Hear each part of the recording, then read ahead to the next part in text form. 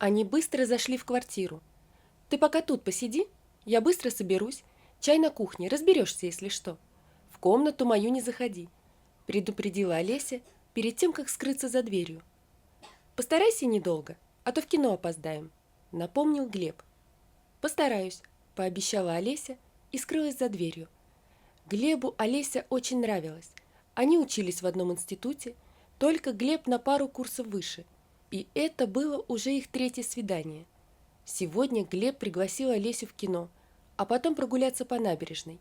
Олеся решила, что даже для такого незатейливого свидания нужно преобразиться. «Подождешь меня, я быстро. Мама сегодня поздно придет». Олеся предложила зайти перед свиданием к ней. «Можешь чаю попить или просто посиди в зале». Глеб осмотрелся. Чаю не хотелось, но на быстрые сборы Олеси он тоже не рассчитывал. Девочки, такие девочки. На одной из полок, около дивана, стояли фотоальбомы. «Раритет какой-то», — усмехнулся Глеб. «Неужели кто-то еще распечатывает фото? А может, там есть Олеськины детские фотографии? Интересно». Глеб взял наугад один из фотоальбомов и не ошибся. На фотографиях была маленькая Олеся. Тут совсем малышка в песочнице с лопаткой, тут снежинка на новогоднем утреннике. А это, видимо, с мамой, перед первым классом, листал Глеб. Смешная, с улыбкой подумал он и взял еще альбом. Опять, видимо, Олесина мама, только совсем молодая, примерно их теперешнего возраста. Вдруг одна фотография привлекла его внимание. На ней был запечатлен момент какой-то студенческой вечеринки.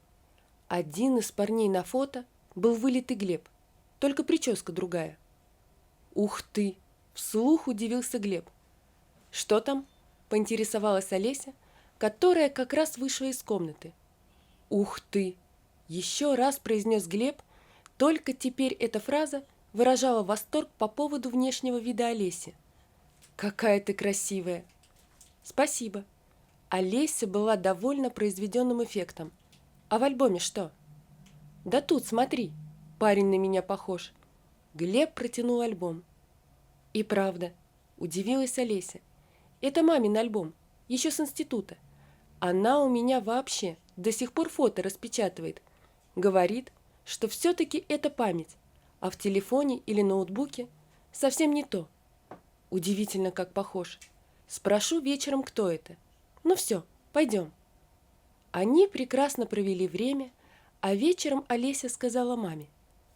«Мам, сегодня Глеб заходил, фотки в альбомах смотрел. Там один парень, так на него похож». И тут Олеся стала искать фото в альбоме. «Кто такой Глеб?» – поинтересовалась мама. «Ну...» – Олеся слегка покраснела. «И серьезно это у вас?» – спросила Ольга. «Думаю, да». Олеся улыбнулась. «Еще недавно был Дима», – напомнила она и улыбнулась. «Дима, да там ничего серьезного и не было. Так, пару раз до дома проводил. А Глеб совсем другой. Но ты не переживай, я помню, чему ты меня учила. Не торопиться, присмотреться, проверить друг друга, чтобы мое бедное сердце не разлетелось потом на миллион кусочков. Все верно?» Олеся рассмеялась. «Все верно», — улыбнулась и Ольга, обнимая дочь за плечи. «Давай, показывай, кто там похож на твоего Глеба». Олеся показала фото. «Вот этот, рядом с тобой, вылитый, только прическа другая. Просто любопытно стало, кто это?» Ольга ответила не сразу. Слишком многое нахлынуло. «Однокурсник один». Олесе показалось, что голос мамы стал слегка грустным. «А как у твоего Глеба фамилия?» – спросила Ольга, не отрывая взгляда от фото. «Смирнов. Как думаешь, звучит? Олеся Владимировна Смирнова». «Вполне. Как-то неуверенно», – ответила Ольга. «Смотри-ка, звонит уже. Полчаса назад расстались», – просияла Олеся, беря телефон. «Я к себе. Ужинать не буду». Олеся чмокнула маму и скрылась в своей комнате, тут же забыв о фотографии. Ольга еще с минуту, посмотрев на фото, закрыла альбом и убрала на место. Чуть позже, заварив чай, она открыла страницу дочери в соцсетях. Среди друзей Олеси, конечно, быстро нашелся Глеб Смирнов. Вылитый. Вырвалось у нее. Ольга задумчиво разглядывала фото молодого человека. Надпись под очередным фото гласила «Выходные с родителями». Ольга вздрогнула. Таких совпадений быть не могло. На фото у мангала застыл Глеб и второй Глеб, только старше. Рядом улыбалась симпатичная женщина. Да, это был Виталий Смирнов, первая и последняя любовь Ольги. Виталий и Ольга учились вместе в институте. Это была любовь с первого взгляда. Отношения завязались быстро. Уже через месяц после знакомства Виталий и Ольга были неразлучны. Сидели рядом на лекциях, вместе готовились к зачетам, да и все свободное время проводили вместе. Все 5 лет. Подруги радовались за Ольгу, пророчили скорую свадьбу. Ольга и сама была рада за себя. А потом поругались из-за какой-то сущей мелочи. Ольга даже и не помнила из-за чего. Она думала, ну ничего, помиримся, сам придет. И ждала. Не пришел, не позвонил, не объявился. Спустя время, забыв про гордость, позвонила сама. Ответа не было.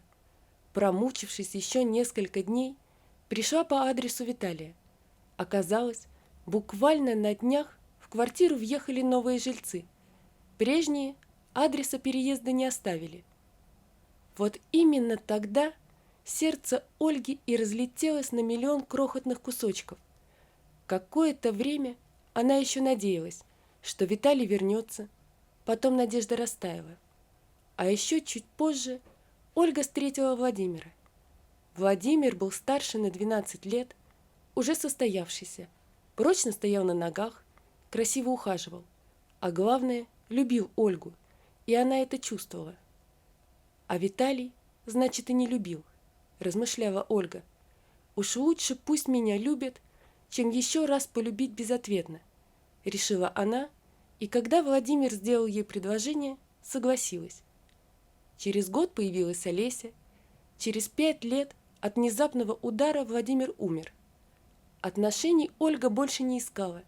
Да и зачем? Владимира она так и не полюбила.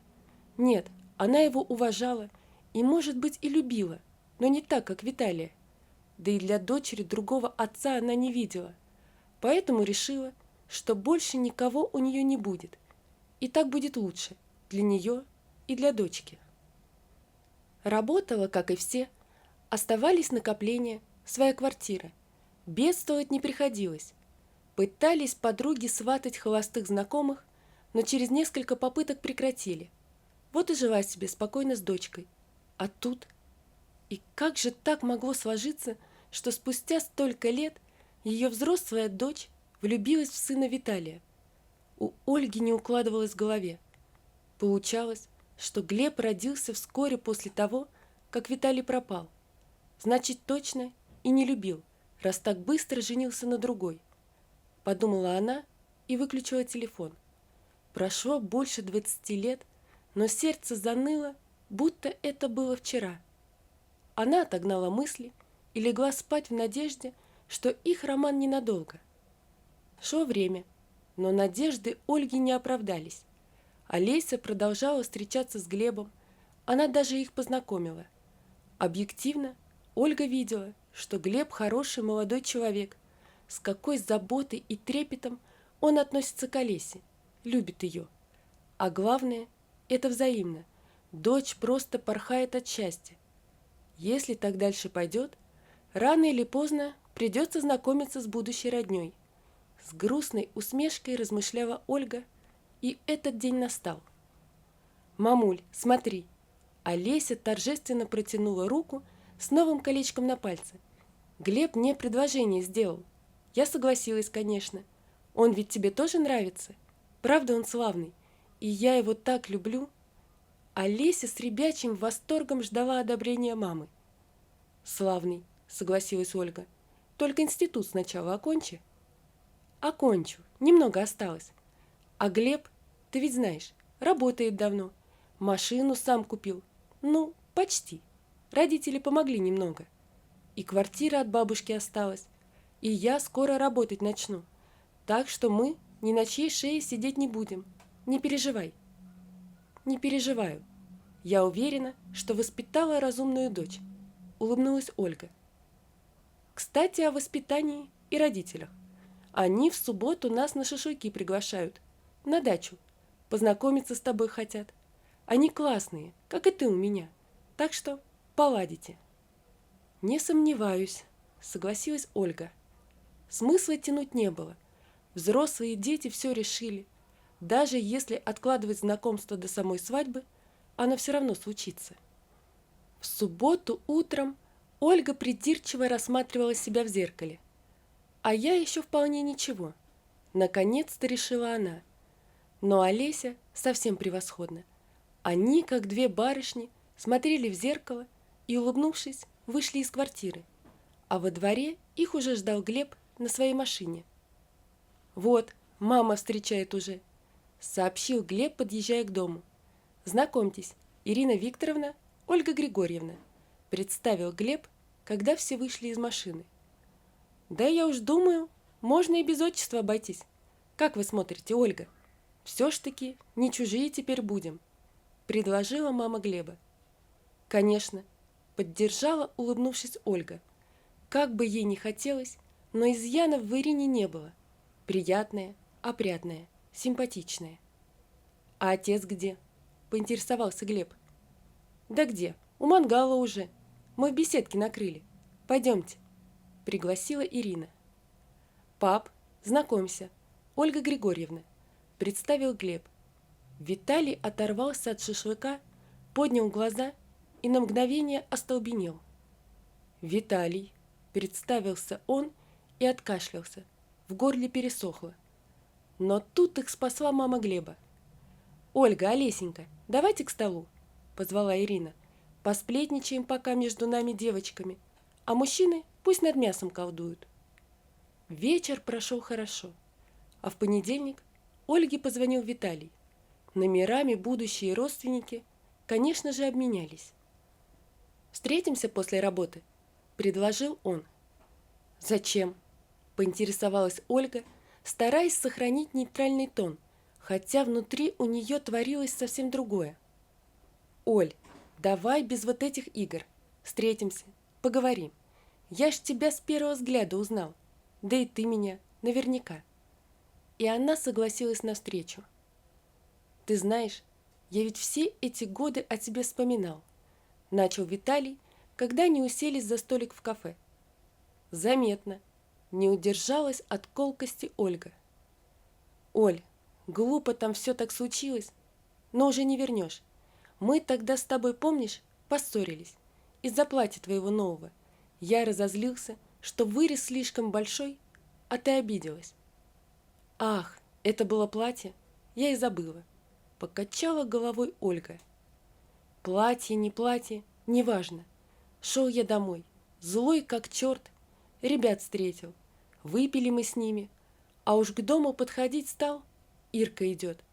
В соседнем доме она жила, с детства меня любила. Я знал.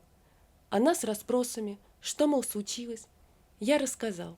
Она утешала. Ну, в общем, проснулся я не у себя дома. Дальше больше. Беременная она оказалась. Но что мне было делать? Как честный человек, я должен был жениться.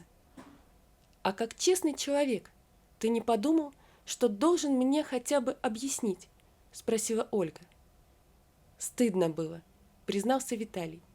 Родители квартиру решили разменять, чтобы было мне куда семью привести будущую. И покупатели быстро нашлись. Закрутилось все. Думал, забуду тебя, а так и не смог. Ирка хорошая, да и я стараюсь, чтобы не обидеть. Сам виноват. Ты не бойся, она тебя даже на фото никогда не видела. Ревновала еще долго поначалу, потому что понимала, что не разлюбил тебя. Потом уж как-то свыклись вместе. Сначала думал, вот чуть Глеб подрастет, брошу все, найду тебя. А потом уж решил, Зачем? Наверняка у тебя другая жизнь, муж, дети. Не ошибся. А мы вот так, больше 20 лет в идеальную семью играем. А я искала тебя. Помолчав, призналась Ольга. Потом решила, что никогда не любил. Так, увлечение. А Лесин папа был хорошим человеком, любил меня. А я тогда еще поклялась сама себе, что больше никого любить не буду. Слишком больно было. Боль потом поутихла, но до конца тебя забыть не смогла. Несколько минут оба молчали. «Что будем делать?» – спросил с надеждой в голосе Виталий. «Ничего уже не поделать. Как показала жизнь, актеры из нас хорошие. Сыграем и тут свои роли». «А может...» – начал Виталий. «Нет, не может. Дети не поймут. Еще вдруг рассорятся из-за нас. Нельзя так. Упустили мы наше счастье. А может, оно и к лучшему. Может, жизнь мудрее нас». Ольга встала из-за стола. «Прости». Виталий хотел еще что-то добавить, но понял, что нечего. Так и разошлись, каждый по своим домам. «Виталь, ты что, опять курить начал?» Ирина заглянула на кухню этим вечером. «И чего в темноте сидишь?» «Да это я так, балуюсь. Ты не жди меня, ложись спать, я позже», – успокоил Виталий. Ирина пожала плечами, ушла. А на другом конце города Олеся заметила, как мама украдкой смахнула слезу. «Мамуль, ты чего?» – взволнованно спросила она. «Нет, нет, ничего, что-то в глаз попало», – улыбнувшись, ответила Ольга. «Мам, ну ты меня не проведешь. Из-за свадьбы беспокоишься?» «Конечно. А из-за чего же? Вон какая ты у меня выросла, умница и красавица», – сказала Ольга и крепко обняла дочь. Вот такая история, друзья. Напишите, пожалуйста, что вы думаете об этой истории. Не забудьте подписаться на канал и поставить лайк. Всего вам доброго. До свидания.